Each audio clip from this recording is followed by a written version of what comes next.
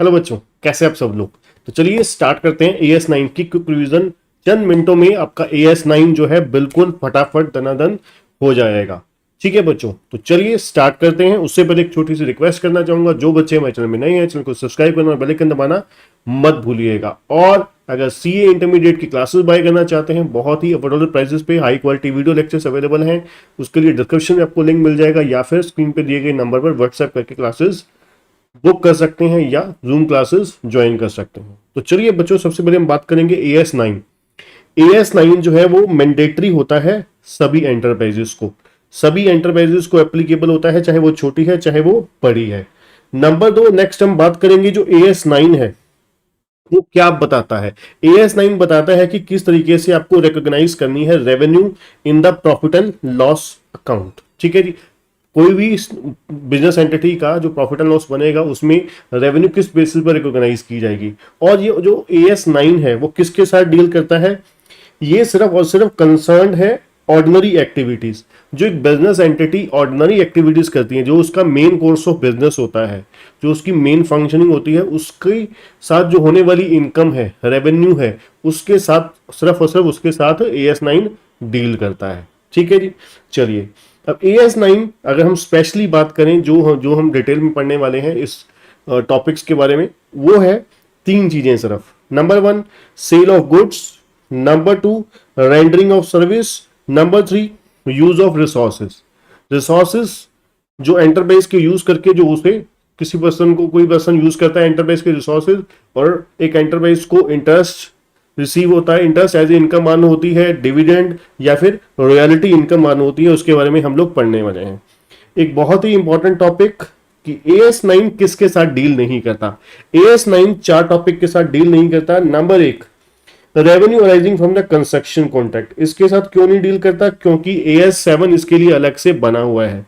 जब किसी चीज के लिए एक स्पेशल AS बना हुआ है तो क्यों हम उसके साथ कोई और चीज दोबारा रिपीट डील करेगी। नंबर टू अगर हम बात करें revenue rising from the hire purchase या लीजिंग एग्रीमेंट, इसके लिए आपको पता है हमारा AS19 है, वो डील करता है। Number 3 revenue rising from the government grants and other subsidies, इसके लिए AS12 बना हुआ है गवर्नमेंट ग्रांट, वो बताता है कि गवर्नमेंट ग्रांट को किस तरीके से एज ए रेवेन्यू रिकॉग्नाइज करना है, किस तरीके से नहीं करना, उसके मेथड्स वगैरह सब कुछ। Number 4 revenue arising of insurance company, आपको पता है इंश्योरेंस कंपनी का अलग इंश्योरेंस एक्ट होता है IRDA होती है, जो जिसके अकॉर्डिंगली इनकम रिकॉग्नाइज की जाती है और दिखाई जाती है बुक्स में, तो इसमें अकाउंटिंग स्टैंडर्ड की नहीं चलती।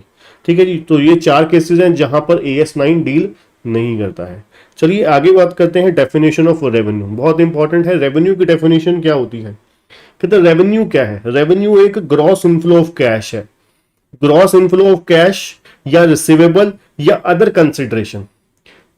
रेवेन्यू क्या है, रेवेन्यू क्या होती है, कमाई। कमाई क्या है, ग्रॉस इनफ्लो, नेट नहीं, ग्रॉस इनफ्लो, याद रखिएगा, ग्रॉस इनफ्लो ऑफ कैश या रिसीवेबल या अदर कंसिडरेशन जो अराइज हुआ है किससे, ऑर्डिनरी एक्टिविटीज से। Gross inflow of cash, receivable या अदर कंसिडरेशन जो अराइज हुआ है ऑर्डिनरी एक्टिविटीज से। ठीक है जी, और या फिर use of resources, use by other of enterprise resources yielding interest, rent and royalty, interest royalty and dividend. ठीक है जी, और रेवेन्यू क्या है, revenue is the gross inflow of cash, वही रिसीवेबल्स और अदर कंसिडरेशन जो अराइज किससे हुआ है, रेवेन्यू अराइज किससे हुई है, या फिर सेल ऑफ गुड्स से, या रेंडरिंग ऑफ सर्विसेज से, या फिर use of forms resources, use by other, है ना, अदर क्या कर रहे हैं, फॉर्म के रिसोर्सेज को यूज कर रहे हैं। ठीक है जी, ये हो गया जी रेवेन्यू की डेफिनेशन। रेवेन्यू की डेफिनेशन क्या होती है, इनकम क्या होती है।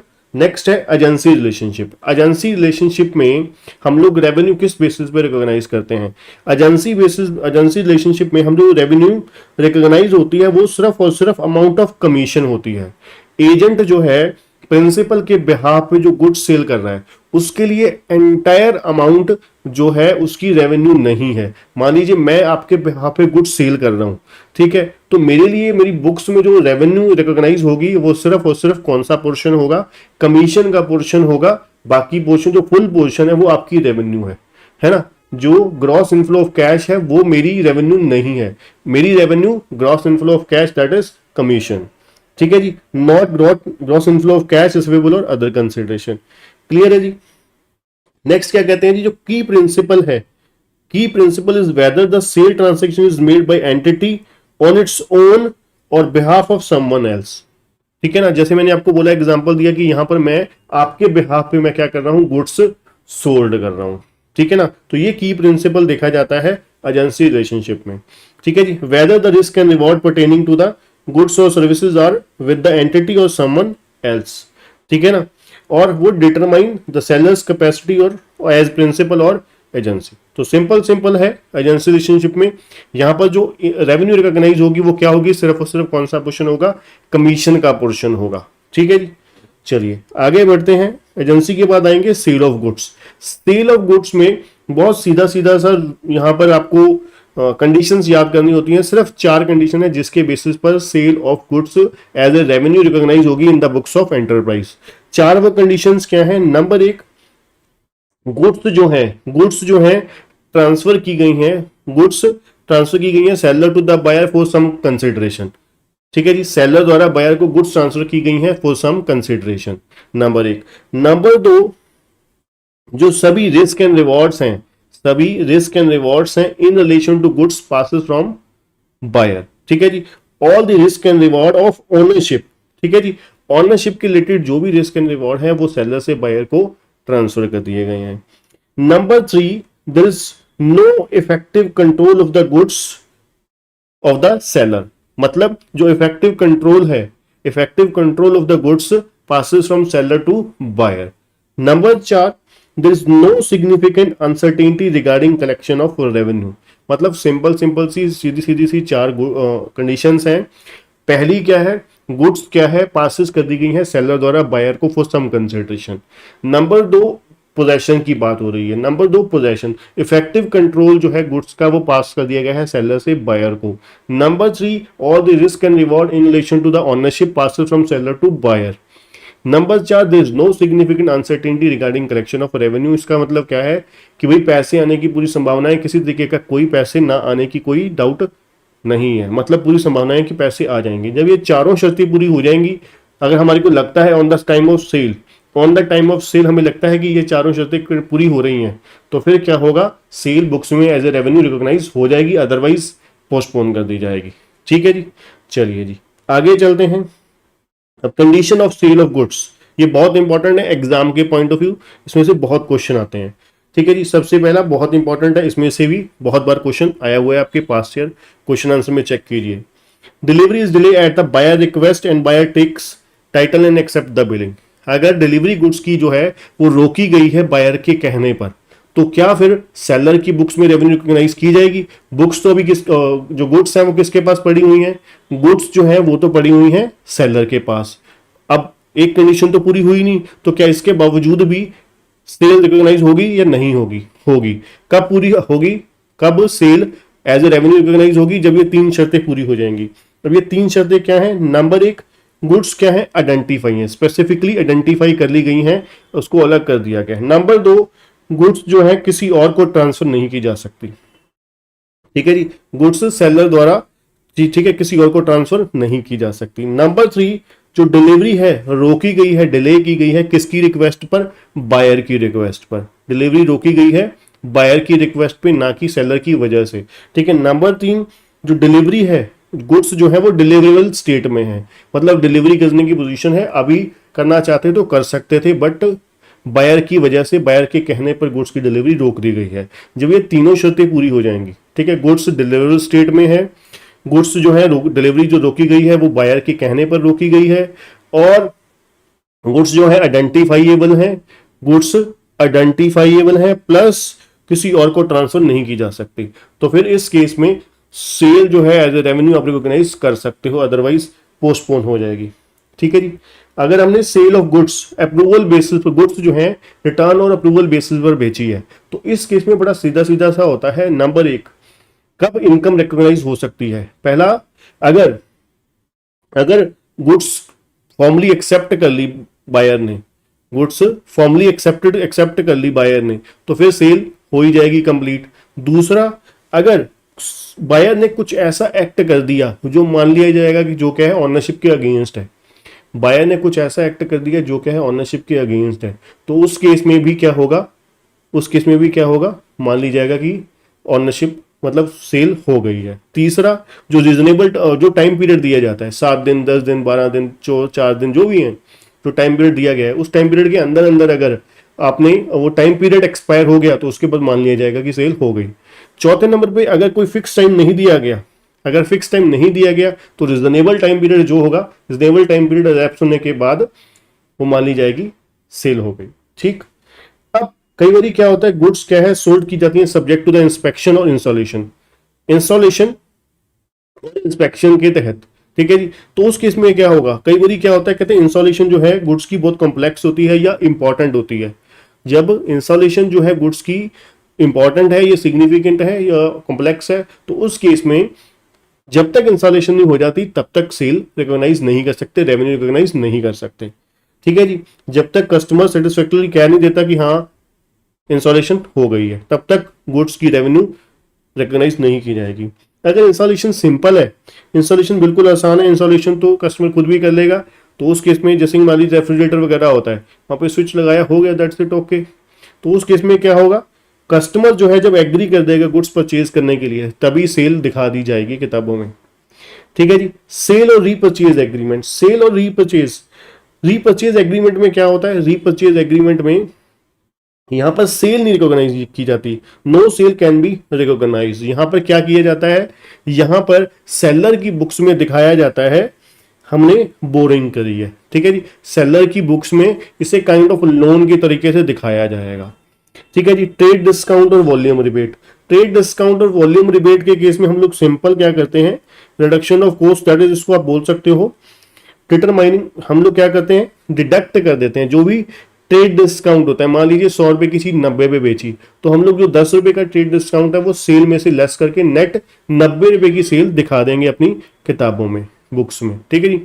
तो 90 रुपए की सेल, 90 रुपीज की सेल हम दिखाएंगे। और वॉल्यूम डिबेट में भी ऐसा ही है। कैश डिस्काउंट के केस में क्या होगा जी, कैश डिस्काउंट के केस में एडजस्ट नहीं होती सेल, कैश डिस्काउंट के केस में सेल एडजस्ट नहीं होती। यहां पर हम लोग क्या करते हैं, यहां पर कैश डिस्काउंट को एज एन एक्सपेंसेस अलग से दिखा देते हैं, यहां पर सेल एडजस्ट नहीं होती। ठीक है जी। Is recorded as an expense as well as seller receive the payment, है ना। जो क्योंकि कैश डिस्काउंट किस लिए मिलता है, ये दिया जाता है, ये अर्ली पेमेंट के लिए या इमीडिएट पेमेंट के लिए, ना कि सेल की वजह से। और कंसाइनमेंट सेल में क्या होगा जी, कंसाइनमेंट सेल में सेल कब रिकॉर्ड की जाएगी, रेवेन्यू कब रिकॉग्नाइज जाएगी, जब कंसाइनी जो क्या है आगे कस्टमर को सोल्ड कर देगा, सेल कर देगा गुड्स। ठीक है जी। Revenue where a delivery is made whereby recipient undertake to sell the goods on the behalf of the consignor. ठीक है जी। करेक्ट। कब तक इनकम नहीं दिखाई जाएगी, until the goods are sold to the third party. जो मैंने आपको बोला कि जब तक आपको कंसाइनी जो है गुड्स कस्टमर को बेच नहीं देता तब तक रेवेन्यू रिकॉग्नाइज नहीं की जाएगी। रेंडरिंग ऑफ सर्विसेज के केस में, सर्विसेज के केस में रेवेन्यू रिकॉग्नाइज कब की जाएगी, जब सर्विस क्या होगी, परफॉर्म हो जाएगी, सर्विस परफॉर्म्ड हो जाएगी। अब सर्विसेज आपको पता है दो कैटेगरी में डिवाइड होती हैं, एक होती है आप कह सकते हो जिसको सब्सटेंशियल पीरियड ऑफ टाइम, जिसको क्या है समय लगता है, एक होती है जल्दी थोड़े समय में ही हो जाती है। तो जो फटाफट हो जाती है, जो जिसको शॉर्ट पीरियड ऑफ टाइम लगता है, उसके लिए हम कौन सा मेथड लगाते हैं, complete service contract method, complete service contract method. यहां पर क्या होगा, रेवेन्यू जो है कॉन्ट्रैक्ट से होने वाली वो इमीडिएटली P&L में एज ए रेवेन्यू रिकॉग्नाइज कर दी जाएगी जब क्या है सर्विस कंप्लीट हो गई या सब्सटेंशियली कंप्लीट हो गई, सर्विस कंप्लीट हो गई या सब्सटेंशियली कंप्लीट होगी, उस समय रेवेन्यू रिकॉग्नाइज कर दी जाएगी। यहां पर कहते हैं जो एग्जीक्यूशन ऑफ सिंगल एक्ट है, in this method performance consist of execution of single act. Single act जैसे कि मशीन की, एक मशीन की इंस्टॉलेशन है उसको अलग एक्ट दिया गया, ठीक है, रिपेयर है उसको अलग सिंगल एक्ट दिया गया। ठीक है जी। तो यहाँ पर कंप्लीट सर्विस कॉन्ट्रैक्ट में क्या होगा, जब सर्विस कंप्लीट हो गई या सब्सटेंशियली कंप्लीट हो गई। और प्रोपोर्शनेट कंप्लीशन मेथड में क्या होता है, प्रोपोर्शनेट कंप्लीशन मेथड में डिग्री ऑफ कंप्लीशन के बेसिस पर जितनी परसेंटेज कॉन्ट्रैक्ट की कंप्लीट हो चुकी है उतने परसेंट रेवेन्यू रिकॉग्नाइज हो जाएगी। ठीक है ना। यहां पर परफॉर्मेंस जो होती है execution of more than one acts होते हैं। ठीक है, यहाँ पे कहते हैं जो रेवेन्यू रिकॉग्नाइज होती है प्रोपोर्शनेटली होती है by reference to the performance of each act. हर एक्ट की परफॉर्मेंस देखेंगे, उसको मेजर करके रेवेन्यू रिकॉग्नाइज की जाएगी अलग से, है ना। और revenue is recognise when the sole और final act take place and service become chargeable, है ना, जब सर्विस चार्जेबल हो जाएगी। अब यहाँ पर सर्विस के केस में कंडीशंस क्या हैं? सर्विस के केस में कंडीशन क्या है? कहते सर्विस कब रिकॉग्नाइज हो जाएगी? जब सर्विस परफॉर्म हो जाए, ठीक है, provided that at the time of performance it is not unreasonable to expect the ultimate collection, मतलब there is no significant uncertainty regarding collection of revenue। यहां पर भी सर्विस के केस में भी वही कंडीशन है, पहली जो थी सर्विस परफॉर्म होनी चाहिए, जब परफॉर्मेंस हो जाएगी, परफॉर्म्ड हो जाएगी, plus there is no significant uncertainty regarding collection of revenue, मतलब कलेक्शन ऑफ रेवेन्यू के बारे में कोई हमें अनिश्चितता नहीं है कि हमें पूरी उम्मीद है कि पैसे आ ही जाएंगे। ठीक है जी, तो अब आते हैं जी स्पेशल केसेस में। स्पेशल केसेस में क्या है? बहुत सीधा सीधा है, interest, royalty and dividend. Interest के केस में रेवेन्यू किस बेसिस पर रिकॉग्नाइज होती है? इंटरेस्ट के केस में जो रेवेन्यू रिकॉग्नाइज होती है वो होती है टाइम प्रपोर्शन बेसिस पर, है ना। टाइम पर बहुत सिंपल है, सीधा सीधा सा है, टाइम प्रपोर्शन बेसिस पर रेवेन्यू रिकॉग्नाइज होगी बुक्स में। ठीक है, जैसे कि मान लीजिए आपने 1 नवंबर को एफडी करवाई तो 31 मार्च तक कितने महीने हो गए? 5 महीने, तो 5 महीने की रेवेन्यू रिकॉग्नाइज हो जाएगी। दूसरा रॉयल्टी, रॉयल्टी के केस में रेवेन्यू किस बेसिस पर रिकॉग्नाइज होगी? वो होगी एक्रूअल बेसिस पर, accrual basis plus as per the relevant terms of the agreement, जो रेलिवेंट टर्म्स हैं एग्रीमेंट की उसके हिसाब से ही रेवेन्यू रिकॉग्नाइज की जाएगी as a income. Number 3 dividend. Dividend के केस में इनकम कब रिकॉग्नाइज होगी? जब कहते हैं when the owner's right to receive payment is establish, ठीक है ना, when owner's right to receive payment is establish, मतलब जब आप कह सकते हो जब कंपनी ने डिविडेंड डिक्लेयर कर दिया तो उस समय ऑनर्स का राइट जो होता है, अधिकार जो होता है डिविडेंड रिसीव करने का, वो एस्टैब्लिश्ड हो जाता है। तो उस केस में रेवेन्यू जो क्या होगी? एज ए डिविडेंड रिकॉग्नाइज कर दी जाएगी जब कंपनी क्या करेगी? डिविडेंड डिक्लेयर करेगी। ठीक है जी, तो ये होगी हमारे special cases. Effect of uncertainties. Uncertainties में क्या होगा? कहते हैं अगर आपको लगता है where the ability to assess the ultimate collection with the reasonable certainty is lacking, ठीक है, तो अगर आपको लगता है कि कलेक्शन जो है उसके चांसेस नहीं है या कम है, तो आप क्या कर सकते हो? कलेक्शन के चांसेस जब नहीं है, ठीक है, तो रेवेन्यू रिकॉग्नाइज क्या कर दी जाएगी? उस समय पोस्टपोन कर दी जाएगी। ठीक है, अगर आपको लगता है कि आने के चांसेस नहीं है। ठीक है जी, अगर कहते हैं uncertainty relating to the collectivity arise subsequent to the time of sale और द रेंडरिंग ऑफ सर्विस। पहले में क्या हुआ? सेल के समय ही आपको पता लग गया। पहले केस में क्या हुआ? सेल के समय ही आपको पता लग गया कि भाई अनसर्टेनिटी है रिगार्डिंग कलेक्शन ऑफ रेवेन्यू, तो उस केस में क्या कर दी जाएगी? जो रेवेन्यू है वो पोस्टपोन कर दी जाएगी, मतलब on the at the time of sale recognise नहीं की जाएगी। दूसरा केस है आपको at the time of sale नहीं पता था, बट बाद में आपको पता लगा कि भाई क्या हो रहा है, यहाँ पर हमारे पास अनसर्टेनिटी हो सकती है। तो इस केस में क्या होगा? It is more appropriate to make a separate provision. कहते हैं रेदर देन कि आप सेल को ही एडजस्ट करने बैठ जाओ, आप इसके अगेंस्ट क्या करो? प्रोविजन क्रिएट कर दो, एक अलग से प्रोविजन क्रिएट कर दो। ठीक है जी, to reflect the uncertainty rather than to adjust the revenue. ठीक है जी, ओरिजिनली रिकॉर्डेड। तो पहले केस में क्या हुआ? सेल के समय ही हमें पता लग गया कि भाई पैसे आने के चांस कम है, तो उस केस में हम सेल को रिकॉग्नाइज नहीं करेंगे, उसको पोस्टपोन, रेवेन्यू को रिकॉग्नाइज नहीं करेंगे, उसको क्या करेंगे? पोस्टपोन कर देंगे। दूसरा, हमारे को उसी समय बाद में पता लगा कि भाई रेवेन्यू रिकॉग्नाइज होने के जो चांसेस हैं वो नहीं है, बाद में पता लगा, तो हम क्या कर सकते हैं? उसके लिए सेपरेट प्रोविजन क्रिएट कर सकते हैं। ठीक है जी। थर्ड क्या है? An essential criteria for recognition revenue is that consideration receivable for the sale of goods, sending of service or other sources is reasonably determinable। ठीक है जी, वो क्या होना चाहिए? reasonably determinable होना चाहिए कि भाई उसको easily डिटरमाइन किया जा सके। ठीक है, तो चौथे केस में क्या है? अगर डिटर्मिनेबल नहीं है, ये कंसिडरेशन डिटर्मिनेबल नहीं है with in the reasonable limit, तो फिर क्या कर देना चाहिए? पोस्टपोन कर देना चाहिए। सीधे से 4 केस हो गए अनसर्टेनिटी के। पहले क्या है? At the time of sale अगर अनसर्टेनिटी थी तो रेवेन्यू पोस्टपोन कर दो। अगर दूसरा केस है, अगर बाद में at the time of sale कोई अनसर्टेनिटी नहीं थी कलेक्शन की और बाद में अनसर्टेनिटी अराइज हुई, सेल को मत छेड़ो, किसको छेड़ो? प्रोविजन अलग से क्रिएट कर दो। तीसरे केस में क्या है? जो सेल ऑफ गुड्स है, रेंडिंग ऑफ सर्विसेज है, वो उसकी, या फिर यूज ऑफ रिसोर्सेज की वैल्यू है वो डिटर्मिनेबल होनी चाहिए। ठीक है, तो रेवेन्यू रिकॉग्नाइज कर दो। अगर डिटर्मिनेबल नहीं है तो फिर क्या कर दो, पोस्टपोन कर दो। ठीक, चलिए अब लास्ट डिस्क्लोजर। डिस्क्लोजर क्या है, कहते हैं enterprise should disclose the circumstances in which revenue recognition, आपने किस किस सर्कमस्टांसेस में रेवेन्यू जो है रिकॉग्नाइज करना, पोस्टपोन करना समझा उसको। ठीक है, कौन सी अनसर्टेनिटीज में आपने रेवेन्यू रिकॉग्नाइज करना, पोस्टपोन जरूरी समझा। ठीक है जी, तो ये था बच्चों आपका AS9, जिससे आपको बहुत ही अच्छे तरीके से, अगर आप 2 से 3 बार इसको दोबारा दोबारा देखते हो तो, साथ साथ मेरे रटते हो तो, प्रोविजन बिल्कुल रिवाइज करते हो, बहुत जबरदस्त तरीके से आपका AS9 आपको पेपर तक बिल्कुल जबरदस्त हमेशा के लिए याद रहे। तो आज के लिए इतना ही बच्चों, thank you, good bye. Channel में बने रहिए और ASCC तक की रिवीजन के लिए डिस्क्रिप्शन में आपको और भी नेक्स्ट वीडियोस के मैं लिंक प्रोवाइड कर दूंगा, तो वहां से डायरेक्टली आप देख सकते हैं। ठीक है बच्चों, और CA इंटरमीडिएट की क्लासेस बाय करने के लिए डिस्क्रिप्शन में आपको लिंक दिया गया होगा और नंबर भी दिया गया होगा, वहां से आप क्लिक करके डायरेक्टली ज्वाइन कर सकते हैं।